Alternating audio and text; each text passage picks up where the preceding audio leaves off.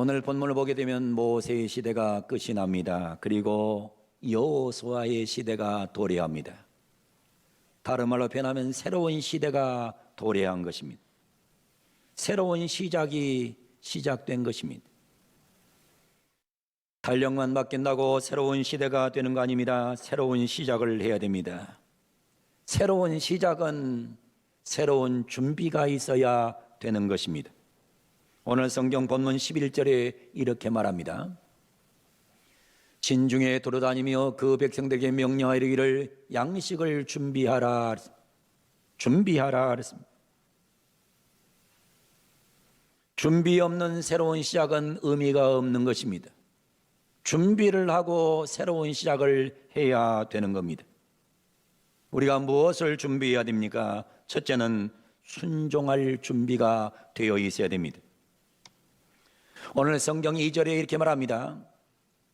내 종 모세가 죽었으니 이제는 모든 백성과 더불어 일어나라. 일어날 준비가 되어야 됩니다. 이 요단을 건널 준비가 되어야 됩니다. 내가 그들 곧 이스라엘 자손에 주는 그 땅으로 갈 준비가 되어야 돼요. 대단히 중요한 표현들이 나오고 있습니다. 일어나라. 요단을 건너라. 그리고 말합니다. 내가 주는 땅으로 가라. 우리에게는 이런 준비가 필요한 것입니다. 순종할 준비가 필요한 거예요. 일어나라, 순종해야 됩니다. 건너라, 순종해야 됩니다. 그리고 오늘 성경 말한 대로 그 땅으로 갈 준비가 되어야 되는 거예요. 이런 순종할 준비가 되지 않으면 우리는 새로운 시작은 할 수가 없는 것입니다. 유럽 중세시대에 수도원이라는 제도들이 많았어요. 중세시대는 수도원 시대였습니다. 수도원 시대. 그래서 많은 수도원이 있었어요. 근데 수도원 원장께서 하루는 제자를 한 명 뽑기를 원했어요. 훌륭한 제자를 뽑기를 원했어요. 자기의 후계자를 뽑기를 원했어요. 그랬더니 결국에 2명의 후보가 추천됐어요. 그런데 수도원 원장이 이 2명의 젊은이들에게 숙제를 냈어요. 무슨 숙제를 냈느냐? 가서 배추를 심어라. 배추를 큰 걸 한 통씩 주면서 배추를 심어라. 배추를 심을 때 어떻게 심느냐? 뿌리가 하늘로 향하게 심으라는 거예요. 뿌리가 하늘로 향하게 배추를 심으라. 이 뿌리가 땅으로 들어가야지 하늘로 올라가는 것은 정상이 아니잖아요. 근데 무조건 수도원 원장이 말씀하는 거예요. 가서 배추를 심을 때 뿌리가 하늘로 가게 심어라. 그랬더니 2명의 지원자 중에서 한 젊은이는 수도원 원장의 말에 그대로 순종해가지고 뿌리가 하늘로 가게 심었어요. 그런데 한 젊은이는 무슨 배추를 하늘로 뿌리가 가게 심어 뿌리가 땅으로 가게 심어야 배추가 살지 하면서 배추를 심되 뿌리가 땅으로 가게 심었어요. 심어놓은 배추를 보러 원장이 가면서 결국에 수도원에 들어올 만한 인물을 뽑기를 원했는데 수도원 원장은 뿌리가 땅으로 가게 심은 사람에게 말을 했어요. 청년처럼 똑똑한 사람은 혼자서 살게. 당신은 선생으로서의 자격은 있을지 모르지만은 제자로서의 자격은 없네. 그리고 자신의 수도원 원장의 말에 순종한 자를 제자로 뽑아서 훌륭한 미래를 준비했다는 이런 놀라운 기록이 남아있어요. 제가 연초에 설교했지만은 호모사피아스한 인간들은 항상 자기 주장이 강해요. 그런 사람들은 항상 논리와 이성에 집중을 해요. 순종할 줄을 몰라요. 그런데 새로운 시작은 반드시 기억해야 될 단어가 있습니다. 그 단어는 순종할 수 있느냐는 것. 제자는 선생님 말씀에 순종하는 것부터 제자가 되는 겁니다. 제자는 불순종하면 제자가 될 수가 없는 거예요. 그러면 올 한 해를 우리가 새롭게 시작하려고 하면 우리는 주의 종의 목회 방침에 철저하게 순종하면서 이 목회의 방법을 잘 따라오겠다는 순종하는 마음이 있어야 이 한 해는 새로운 해가 시작될 수 있는 것임을 우리는 기억해야 합니다. 우리는 순종할 준비가 될 뿐만 아니라 두 번째는 마음 준비가 되어 있어야 돼요. 오늘 성경 5절 6절은 이렇게 말합니다. 내 평생에 너를 능히 대적할 자가 없으리니 내가 모세와 함께 있던 것 같이 너와 함께 있을 것임이라. 내가 너를 떠나지 아니하며 버리지 아니하리니 강하고 담대하라. 마음을 강하게 하고 담대하지 않으면 새로운 세상을 만들 수 없는 거예요. 마음 준비가 되어 있어야 되는 것입니다. 성공한 사람은 항상 마음 준비가 되어 있는 겁니다. 새로운 마음으로 준비되어 있지 못하면 새로운 지도자가 될 수가 없는 거예요. 윌리스 헤빌랜드 캐리어라고 하는 훌륭한 분이 계십니다. 이 사람이 만들어낸 법칙이 소리여 캐리어 법칙입니다. 캐리어 법칙이라는 유명한 법칙을 만들 정도로 이분은 대단히 훌륭한 사람이에요. 이분이 바로 에어컨을 발명한 사람입니다. 이분은 에어컨을 발명하기 전에 너무나 고난이 많았어요. 어려움이 많았어요. 그런데 이분은 고난을 정복하고 성공자가 됐어요. 그리고서는 자기가 성공한 세 가지 원리를 제공해요. 그거를 소위 캐리어 법칙이라고 그래요. 이분은 마음속에 첫 번째 중요한 것은 마음 준비를 하되 목적의식이 있어야 된다고 말하고 있습니다. 목적의식이 없는 사람은 성공할 수 없다는 겁니다. 여러분, 이 세상에는 목적의식이 없는 사람이 성공한 경우가 없는 거예요. 목적이 없는데 무슨 성공이 있겠어요?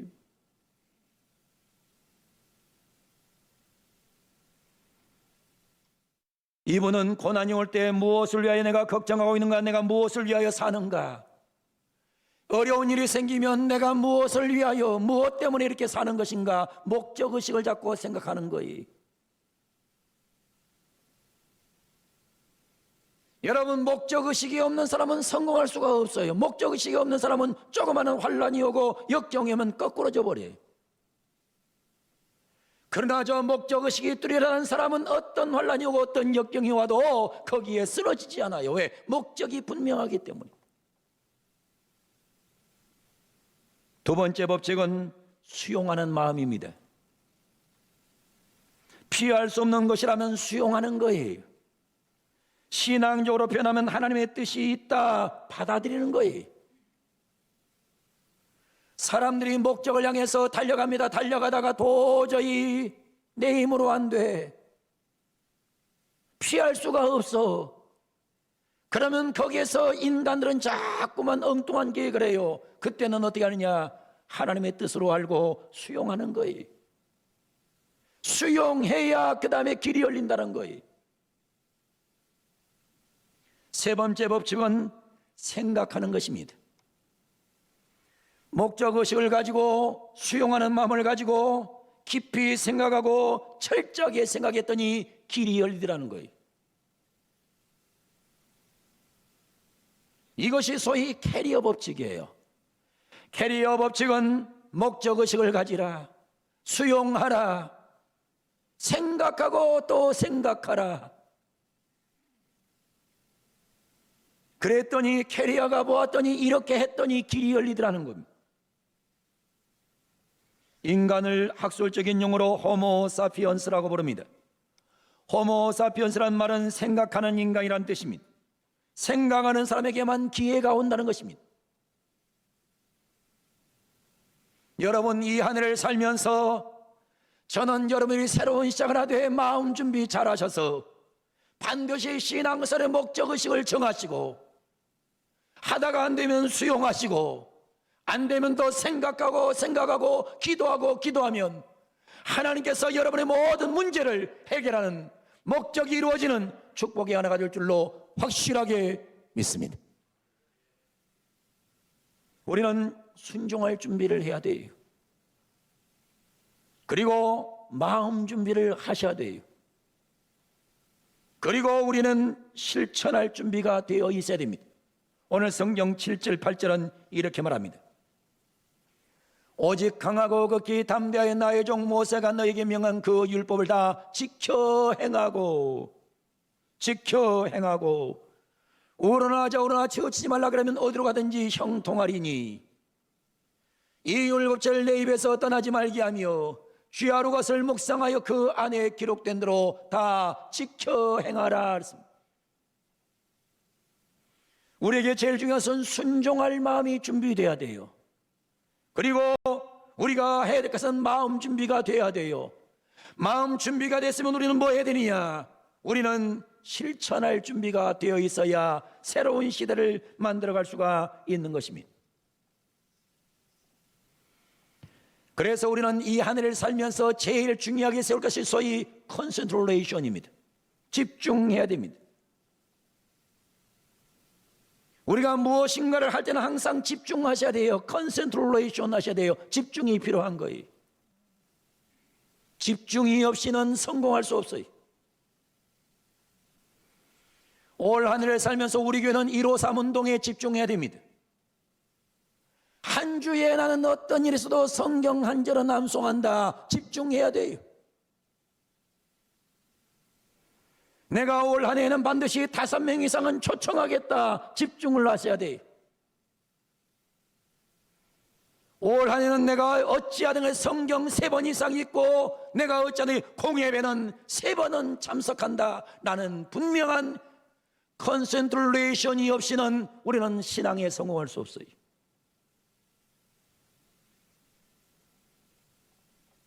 우리가 신앙생활에 정말 성공하려면 컨센트레이션 하셔야 됩니다. 집중하셔야 됩니다. 이런 말이 있습니다. 집중이 인격이요 집중이 그 사람의 운명이다 라는 말이 있어요. 집중이 그 사람의 인격이고 집중이 그 사람의 운명이라는 겁니다. 사람이 뭐에 집중하는가에 따라서 그 사람의 인격이 형성돼요. 사람이 무엇에 집중하는가에 따라서 그 사람의 운명이 결정되는 거예요. 그래서 집중 컨센트레이션은 인격이요 운명이라는 거예요. 여러분이 집중하지 않으면 절대로 아름다운 인격이 만들어지지 않아요. 집중하지 않으면 아름다운 성공자가 될 수가 없는 거예요.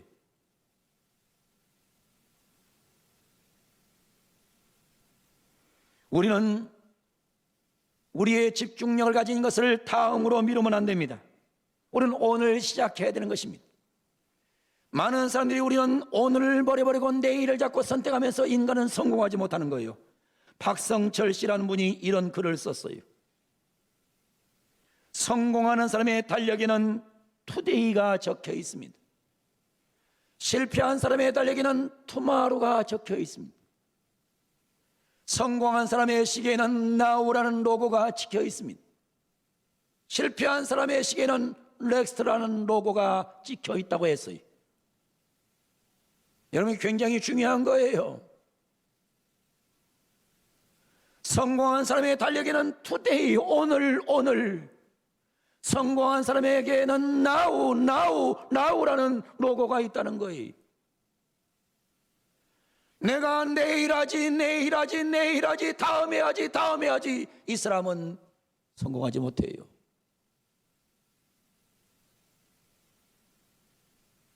성경 암송 다음에 하지, 내일 하지.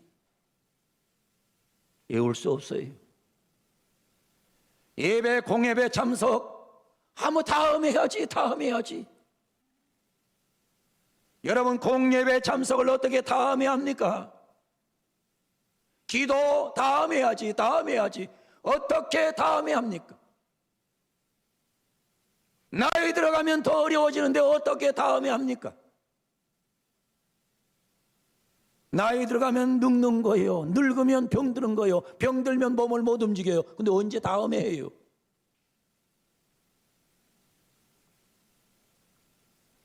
아무리 하고 싶어도 몸이 병들면 못하는 거예요. 할 수 없는 거예요. 여러분, 코로나가 오면서 제가 많은 교회 부흥회를 못합니다. 부흥회를 못해요. 부흥회 나가서 아주 목숨 걸고 설교를 한 주간 하고 나면 제 몸은 별로 좋지 않았어요. 근데 여러분이 보면 알지만 코로나 타임에 제가 아픈 적이 한 번도 없잖아요. 왜? 부흥회를 안 나가니까 몸은 안 아파요. 부흥회 나가서 죽으라고 설교를 안 하니까 몸은 아프지 않아요. 근데 제 마음은 답답하고 제 영혼은 갈급해요. 얼마나 오래 사느냐 사실은 건 하나도 중요한 게 아니에요. 여러분, 우리 인간이 생각할 때에 뭘 생각하냐? 죽으면, 빨리 죽으면 아이고 불행하구나. 오래 살다 죽으면 아이고 오래 살았구나. 근데 그게 무슨 의미가 있는 거예요? 사실은 아무 의미도 없어요. 아무 가치도 없는 거예요. 여러분, 우리가 올 한 해 살면서 우리는 순종할 자세가 필요해요. 목사님이 올해 목표를 정하고 153 운동 정기한다. 그러면 순종할 자세가 필요한 거예요.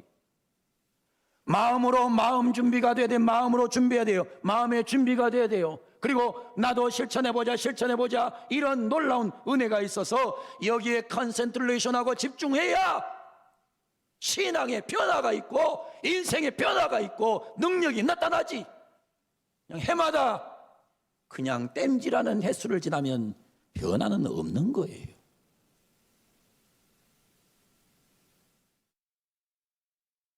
사랑하는 성도 여러분, 여러분에게 순종한 마음이 준비되기를 바랍니다. 순종하세요. 나 여러분들을 망치려고 목회 계획 세운 거 아니에요. 나 여러분들에게 정말 신앙생활 좀 잘하게 해드리고 싶어 목표 세운 거예요. 제가 지금 총회에서 신학교육부라는 부서에서 제가 일을 하고 있어요. 근데 신학교육부서는 신학교를 전체 통솔하고 관장하는 일을 해요. 근데 요즘 보면서 나는 굉장히 마음이 우울하고 답답해요.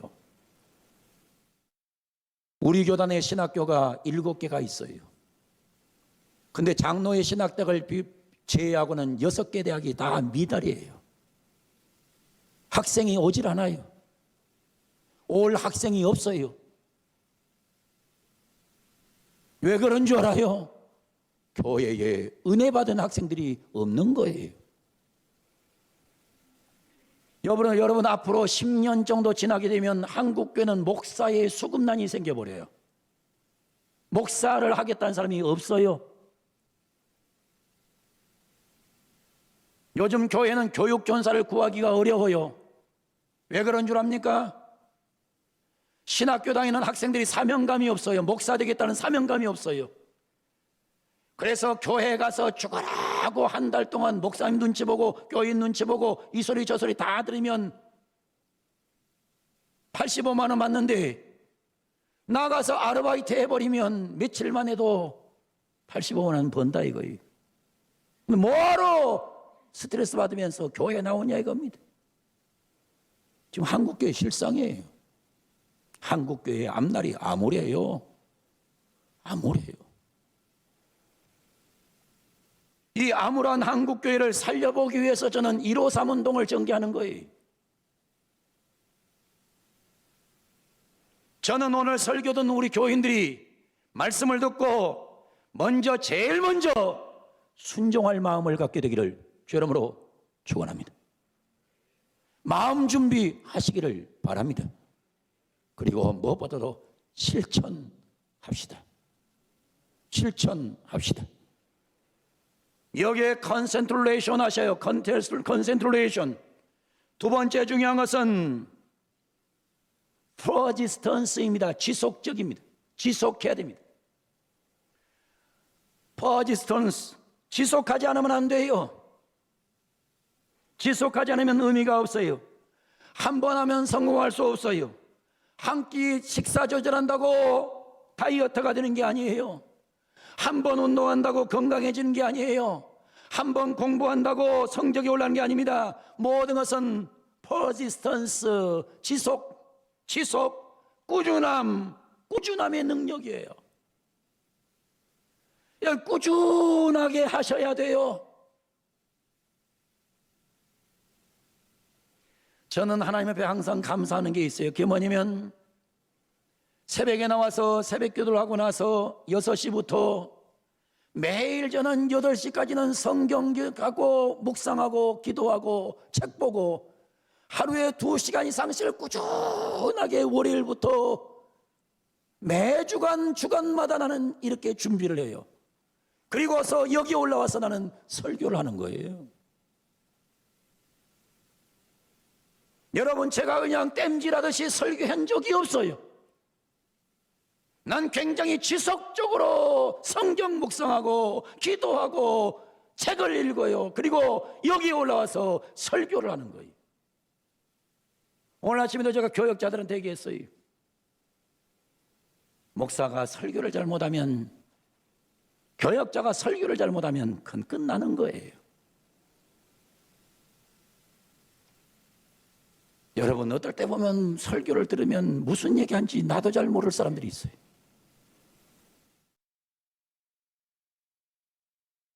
이 지속이라는 것이 그렇게 중요한 거예요. 여러분, 오래 살면서 나는 컨센트레이션, 목표를 정하고 컨센트레이션 하는 거예요. 집중하는 거예요. 집중해서 153 운동에 참여하는 거예요. 그런데 이것을 성공하려면 지속해야 돼요. 지속해야 돼요. 계속해야 되는 거예요. 그리고 무엇보다도 중요한 것은 세 번째, 프라이어리티, 우선순위를 정하셔야 돼요. 우리는 다 할 수 없어요. 다 할 수 없어요. 다 잘할 수 없어요. 인간이 어떻게 다 하겠어요? 어떻게 다 하겠어요? 다 못해요. 다 할 수 없는 거예요. 다 하려고 하는 것 자체가 그건 문제예요.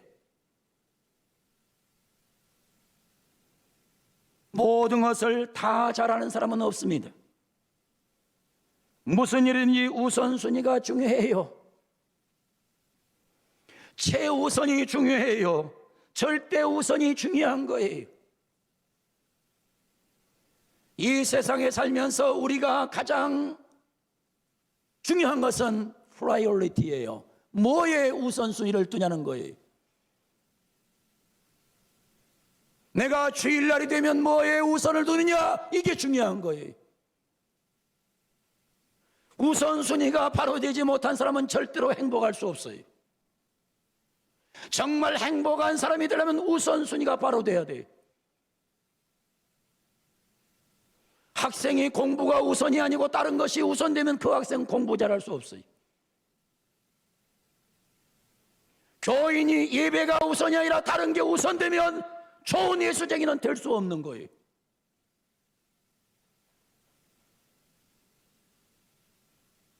사도행전 6장을 보게 되면 초대교회에 문제가 생겨요.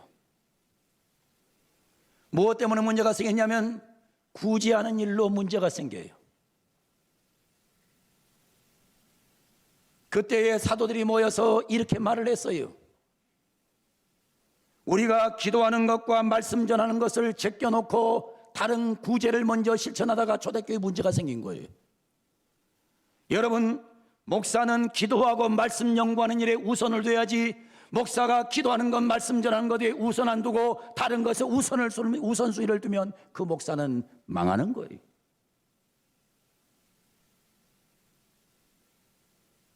우리 인생살이의 중요한 것은 프라이어리티예요. 우선순위예요.